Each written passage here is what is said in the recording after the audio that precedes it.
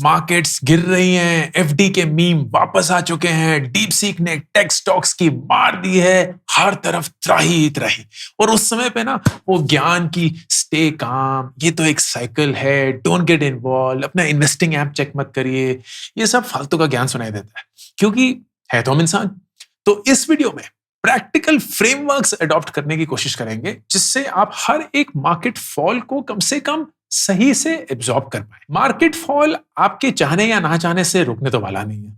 Market का fundamental यही है कि वो उठेगा और गिरेगा, उसको बदल नहीं सकते। लेकिन क्या बदल सकते हैं? अपनी फितरत। उस मार्केट फॉल को समझने की एक कोशिश, उससे कैसे डील करें उसके लिए एक फ्रेमवर्क। लेकिन सबसे पहले एक बड़ी इंटरेस्टिंग सी कहानी। बड़ी इंटरेस्टिंग तो नहीं है लेकिन हाल ही में हुई थी तो इसलिए इंटरेस्टिंग है। तो मैं पिछले हफ्ते फ्लाइट ले रहा था, एयरपोर्ट से गुजर रहा हूं, तो जो स्कैन करते हैं सीआरपीएफ के नौजवान, उनमें से एक शख्स, सर आपके वीडियो देखता हूं, thank you so much sir, market तो बहुत खराब चल रहा है, क्या करें? तो मैंने बोला कि जब मार्केट चढ़ रही थी तब आपने किसी से पूछा था कि मार्केट तो बहुत तेजी से ऊपर जा रहा है, क्या करें? नहीं, राइट? तो अब जब गिर रहा है तब इतनी चिंता क्यों हो रही है? एंड उन्होंने बहुत खूबसूरती से बोला, सर क्योंकि हम इंसान हैं। And that is a fundamental we can't deny.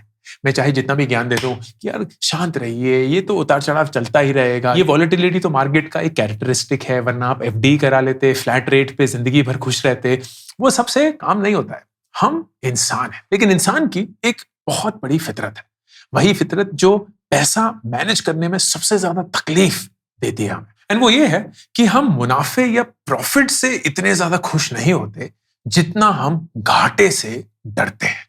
इसका मतलब कि आपके 100 रुपए की चीज जो आपने खरीदी थी शायद 130 की हो गई है, 30 रुपए का मुनाफा, आप खुश हैं।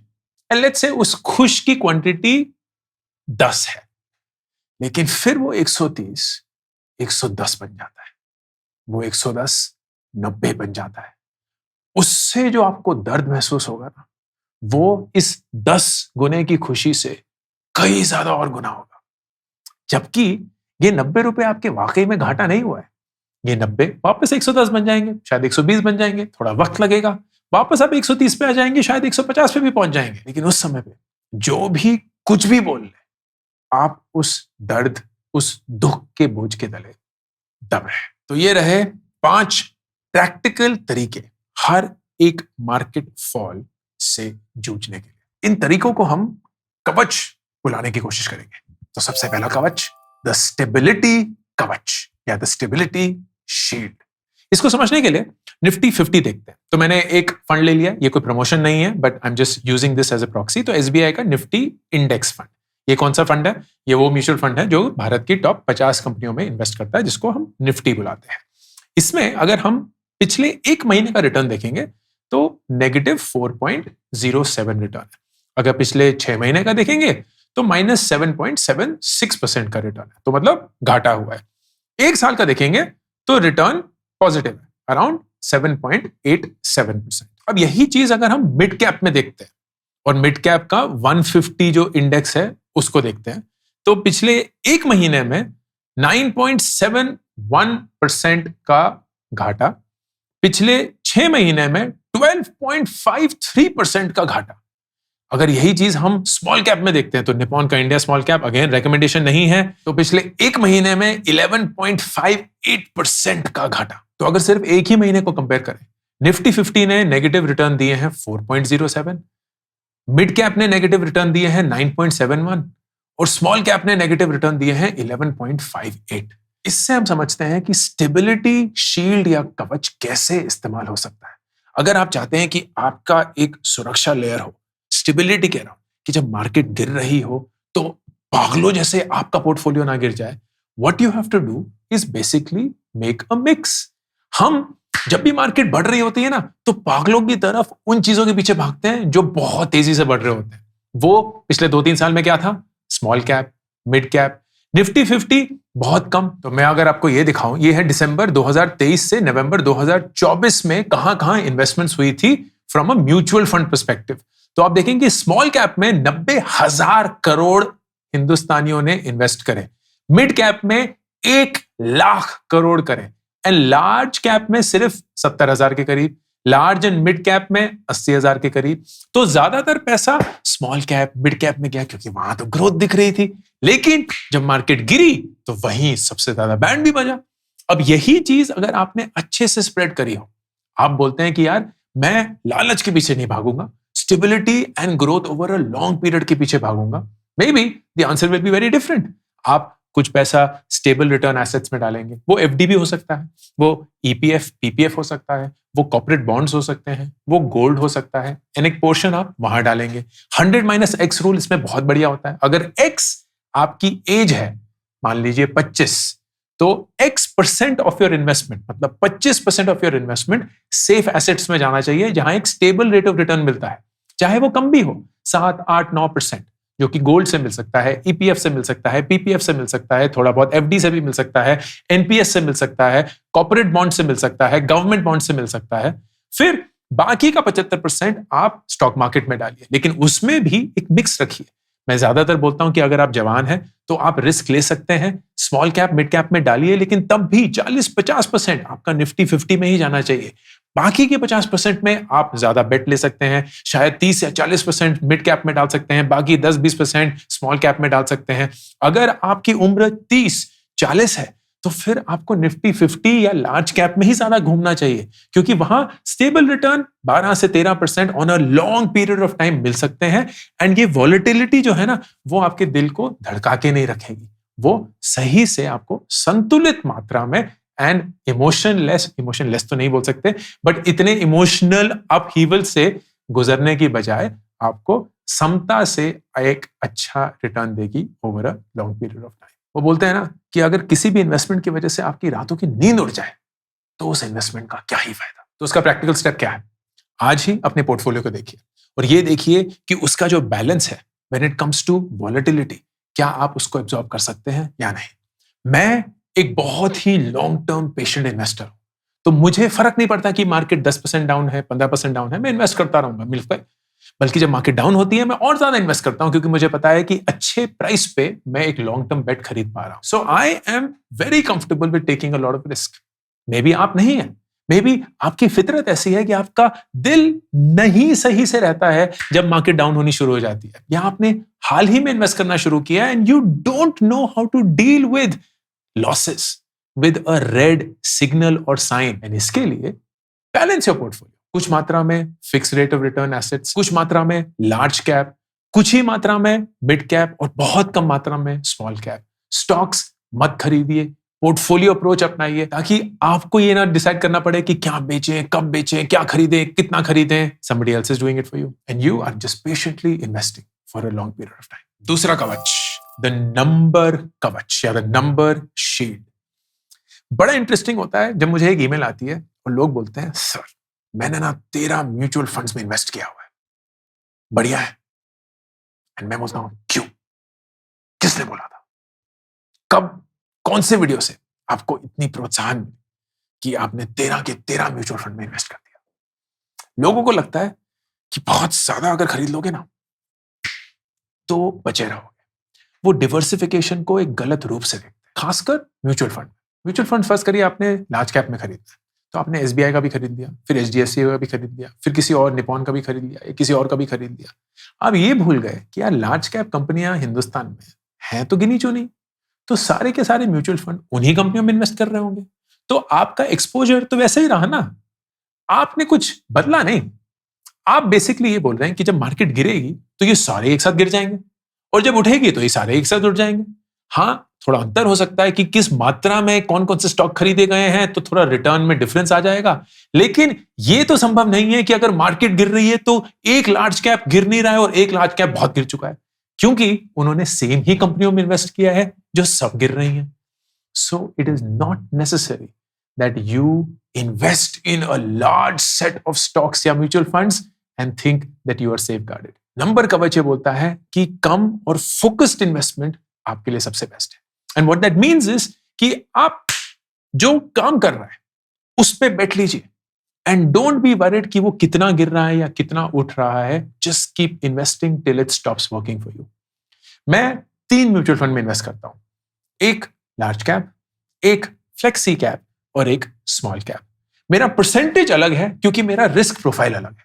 तो मेरा 30% करीब लार्ज कैप में जाता है, करीब 30% फ्लेक्सी कैप में एंड करीब 40% स्मॉल कैप में। बट ये मेरा रिस्क प्रोफाइल है, आपका जरूरी नहीं है सेम होना चाहिए। इनफैक्ट मैं तो बोलता हूं नहीं होना चाहिए। आपका रिस्क प्रोफाइल अलग है, आप इंसान अलग है, आपके पैसे का रिश्ता अलग है, आपकी फितरत अलग है। You should have your own risk profile. लेकिन इन 3 सेक्टर्स या इन 3 सेगमेंट्स के बियॉन्ड जाना जरूरी नहीं है। आप एक लार्ज कैप, एक फ्लेक्सी या मिड कैप, एक स्मॉल कैप इन्वेस्टमेंट करके वैसा ही healthy return over a period of time कमा सकते हैं जो कि बहुत लोग बहुत सारे म्यूचुअल फंड खरीद के, बहुत सारा बाय एंड सेल करके, बहुत सारा एनालिसिस करके पहुंचने की कोशिश करेंगे। They'll have the same results. You'll have the same results. Lesser means more focus. Lesser also means कि आपको एनालिसिस कम करना है। Lesser also means कि एनालिसिस एक ही बार करना है, लेकिन जब कर लिया तो बहुत टाइम तक उसके साथ जुड़ सकते हैं।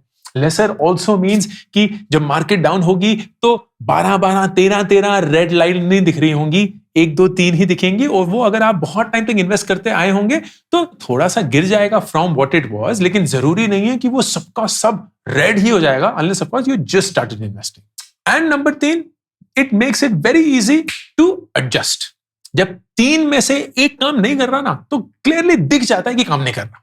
लेकिन जो 12-13 में से एक काम नहीं कर रहा होता ना तो हम सोचते हैं यार शायद हम ही बेवकूफ हैं, ये तो काम कर रहा है, इतने सारे लोग तो इसका नाम लेते रहते हैं, इसके गुणगान गाते रहते हैं, पता नहीं क्या चल रहा है, ये करें वो करें, रह लेते हैं, चलो 6 महीने और देख लेते हैं, and it just becomes a khichdi. You don't want that. Focus, discipline, but a small number of investments that you make. फिर नंबर 3, कवच, द सेक्टर कवच या द सेक्टर शील्ड। इंसान की एक बड़ी इंटरेस्टिंग फितरत होती है, जो उसके नॉलेज का दायरा होता है ना वो उसे इतना कंज्यूम कर लेता है कि उसे लगता है इसके बियॉन्ड मुझे कुछ पता ही नहीं है। But they also begin to believe कि इस सेक्टर के बारे में मुझे बाकी लोगों से ज्यादा पता है। तो I am an expert and I will make more than anybody else will in this own sector. मैंने भी ये गलती करी थी जब मैं एक स्टार्टअप फाउंडर था। मुझे लगता था कि जो सारे लोग म्यूचुअल फंड में, गोल्ड में, रियल एस्टेट में इन्वेस्ट करते हैं वो एक नंबर के गधे हैं, क्योंकि वो स्टार्टअप में इन्वेस्ट नहीं करते। स्टार्टअप में इन्वेस्ट करो bro, startup is the thing. जो स्टार्टअप्स में इन्वेस्ट नहीं कर रहा वो निहायती बेवकूफ है। ये मेरा मानना था, ये मेरी छोटी सी बुद्धि का बड़ा सा कंक्लूजन था, क्योंकि मैं स्टार्टअप की दुनिया में था। मैं दिन भर स्टार्टअप स्टार्टअप स्टार्टअप स्टार्टअप करता रहता था। लोगों से मिल रहा हूं वो स्टार्टअप है, बातें कर रहे हैं वो स्टार्टअप है, फंडिंग है वो स्टार्टअप है, फंडिंग नहीं है पर वो भी सब स्टार्टअप है, हायरिंग कर रहे हैं स्टार्टअप है, बिजनेस चला रहे हैं स्टार्टअप है, सब कुछ स्टार्टअप ही है। तो लगता था कि स्टार्टअप के बियॉन्ड कुछ है ही नहीं, एंड यहीं अगर इन्वेस्ट करोगे तो यहीं तुम करोड़पति बन जाओगे। तो मैंने इन्वेस्ट किया एंड गधों के जैसे किया एंड करता रहा। समझ नहीं थी, ऐसा नहीं था कि मैं बहुत बड़ा ही महान सा इन्वेस्टर हूं जिसको बिल्कुल परख है कि कौन सा स्टार्टअप काम करने वाला है, कौन सा फाउंडर एकदम सही रॉकस्टार है या कुछ ऐसा। जज्बाती होके किसी फाउंडर पे पैसे डाल दिए, कहीं किसी स्टार्टअप की कहानी बड़ी अच्छी लगी उसमें डाल दिए, left right and centre. But it was just so risky. And the biggest problem कि स्टार्टअप में अगर आप पैसा डालते हैं तो जरूरत के समय आप पैसा निकाल नहीं सकते। There is no liquidity. जब तक आपके स्टॉक्स का या शेयर्स का कोई खरीदार नहीं होगा दूसरी साइड पे, तब तक आप वो स्टॉक या शेयर नहीं बेच सकते। सो इट इज लाइक आपने इन्वेस्ट तो कर दिया है, लेकिन वो पैसा आपको जब चाहिए होगा आपका नहीं है। And that was a mistake I suffered from immensely. लेकिन मुझे लगता था कि स्टार्टअप ही दुनिया है। अब वही आपके लिए भी हो सकता है। आप फर्ज करिए मैन्युफैक्चरिंग सेटअप से, या आपकी फैमिली जो है वो ऑटोमोबाइल सेक्टर की है, या वो केमिकल सेक्टर की है, या वो आईटी की है, तो आपको लगेगा यार आईटी में पैसे डाल दो, मैन्युफैक्चरिंग में पैसे डालो, लॉजिस्टिक्स में डाल दो, बैंकिंग में डाल दो, because you feel you know a lot.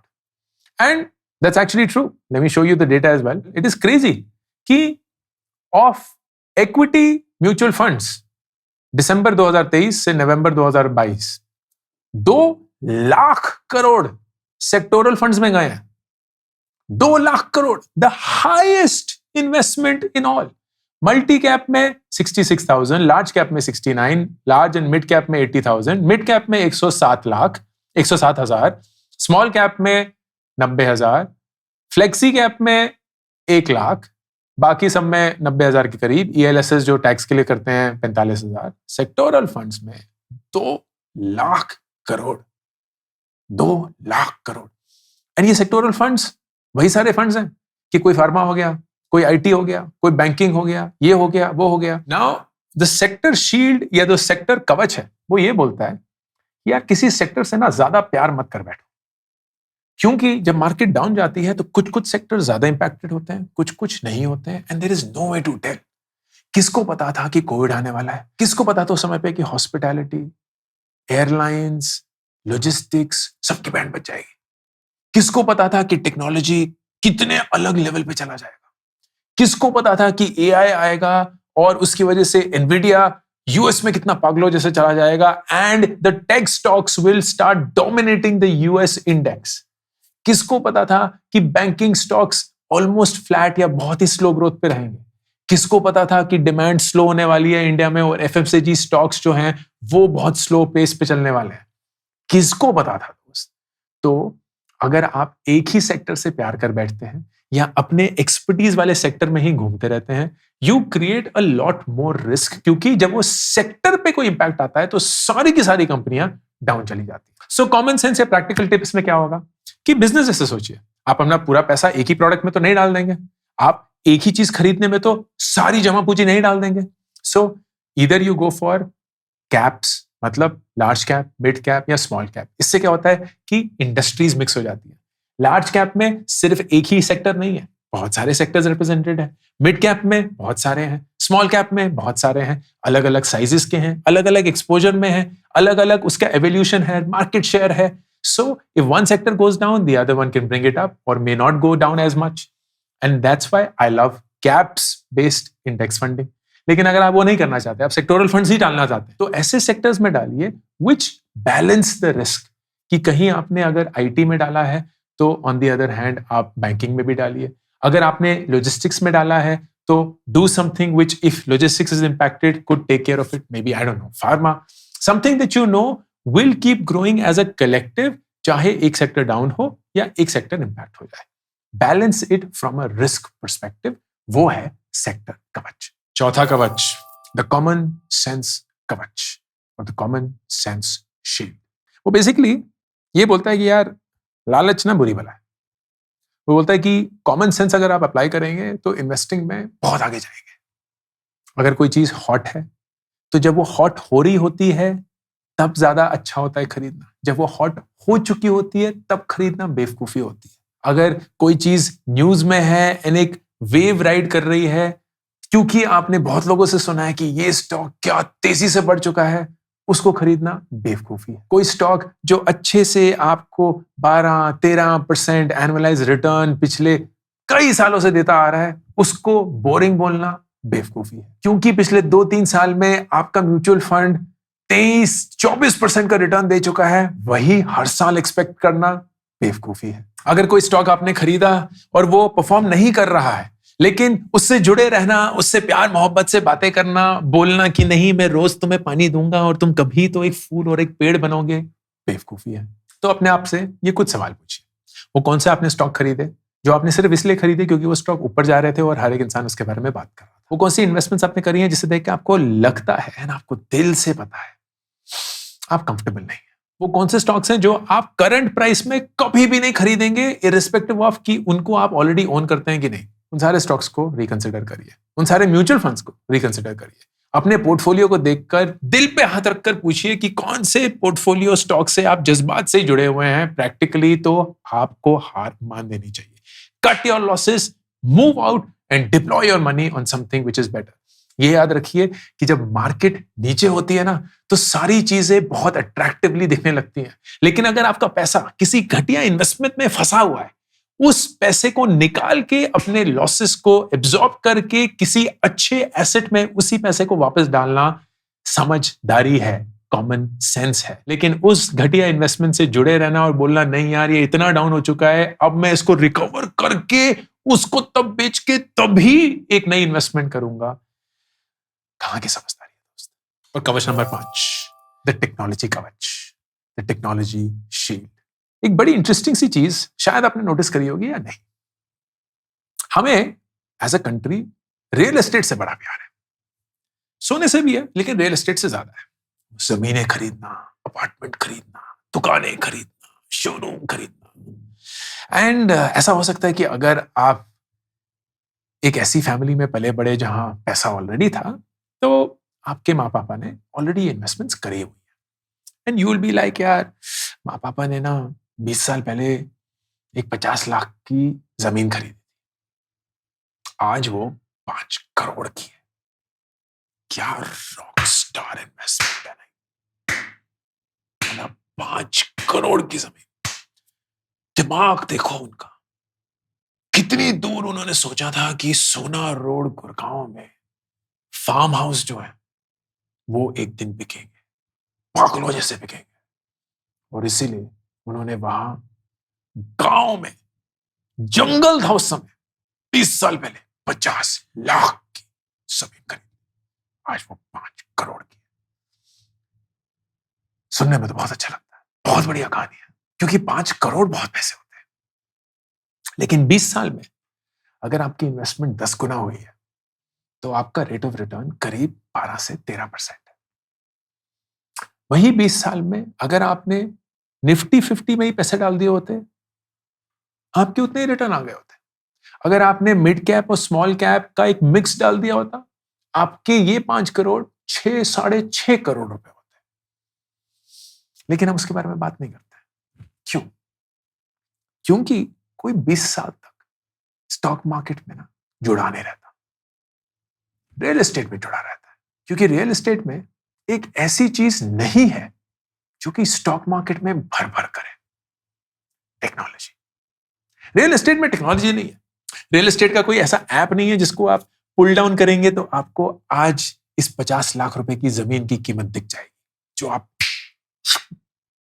अभी बेच सकते हैं। एंड दूसरी साइड पे कोई खड़ा होगा जो 1 क्लिक डन, पैसा अगले दिन। नहीं होता है। रियल एस्टेट को खरीदना बेचना मुश्किल होता है।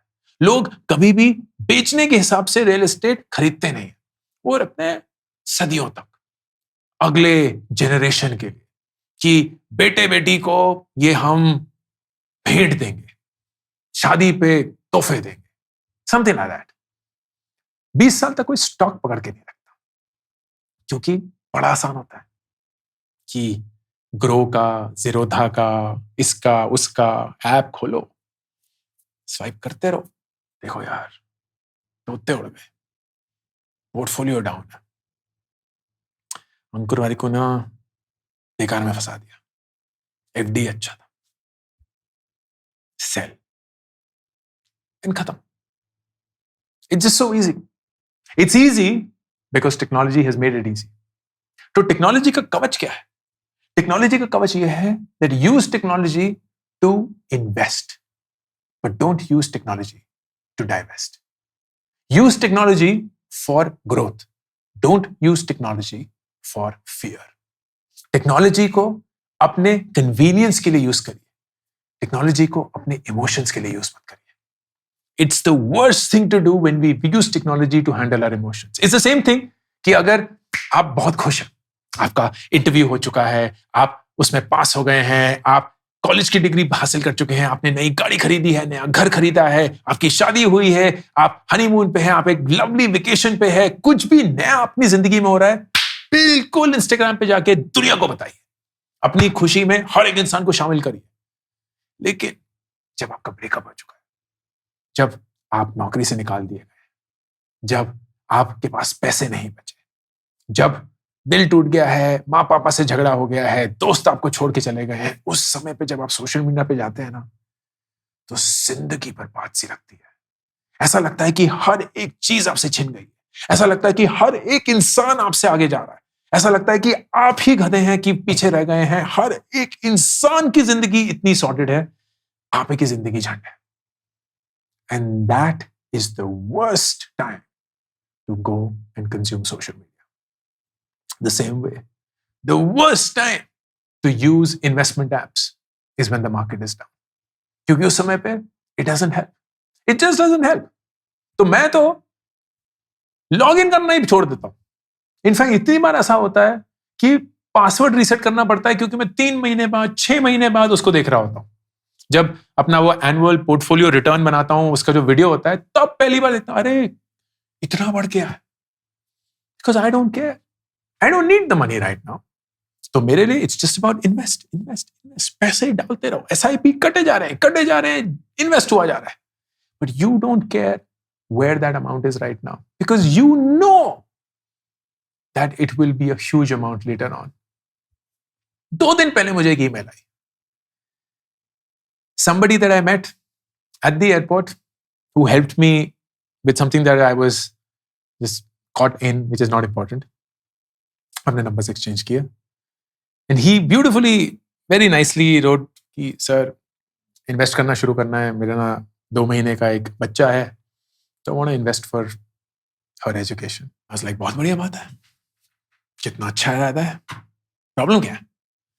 सर अभी ना मार्केट बड़ी डाउन चल रही है, मेरा ना दिमाग खराब हो गया। 2 महीने का बच्चा है, 18 साल के लिए वो इन्वेस्ट करने का प्लान कर रहे हैं। 18 साल, अभी मार्केट डाउन है, that is your worry. Technology is the culprit. मैं बोलता हूं, because technology has made it so easy to buy and sell, we are super scared all the time. अगर वो नहीं होता, जैसे रियल एस्टेट में नहीं है, हम लाइक खरीद लो, बेचने का ऑप्शन ही नहीं होना चाहिए। लाइक अगर मैं एक इन्वेस्टिंग ऐप बनाऊंगा, जो शायद नहीं बनाऊंगा, लेकिन बनाऊंगा, मैं यार एसआईपी है ना, मैं 2 साल से पहले बेचने ही नहीं दूंगा, जो करना है कर लो, बेचना ही नहीं है, पैसा तुम्हारा ही है। लेकिन जब तक तुम कम से कम 2 साल इसके साथ क्या होता है वो नहीं देखोगे, तो 20 साल तक टिकोगे कैसे दोस्त? That is the technology shield. Cut all access when the markets go low, only use it to buy, only use it to invest, only use it to pump in money.